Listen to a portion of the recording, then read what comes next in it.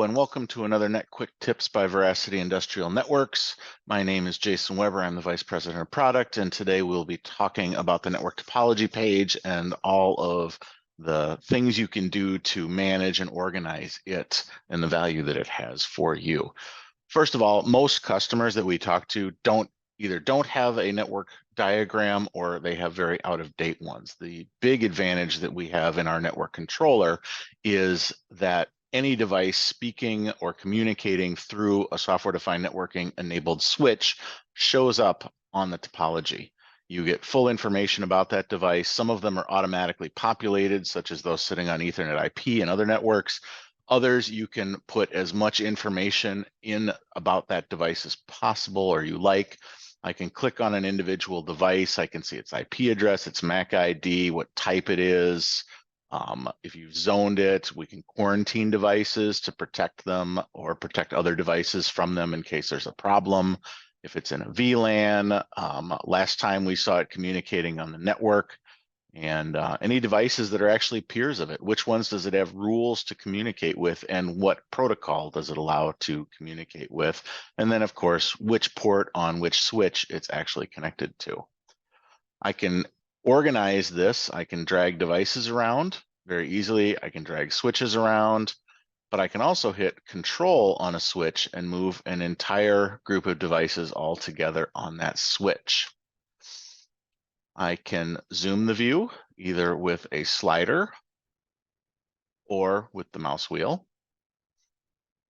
I can also, regenerate will go through, and if you've had changes to devices or devices that have disappeared that you want to get off of this view, I can click regenerate and it will repopulate with the absolute latest data.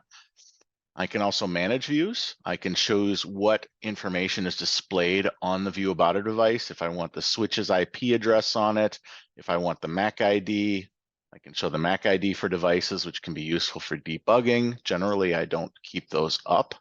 If I want to, I can create a second view. So we saw that under Manage Views here. I can create a second view and I can make changes to that view. And then if I want to organize it slightly differently, I can go and it will retain that. So we'll turn off a few of these items here. In the software, we have the ability to create a Purdue model, and we have a separate video on that, a Purdue-like model, and it is so that you have a different option on how to segment your network. If you would like to, you can come in here and look and show level violations, and we don't have any in this one, but this would be an example of if you did not want a remote IO block to be able to communicate directly with a firewall or a historian or something like that, it will show you where rules violate that and communications violate that. It's just another tool on how to segment your network. We also, let me turn that off. We have the ability to filter on many things.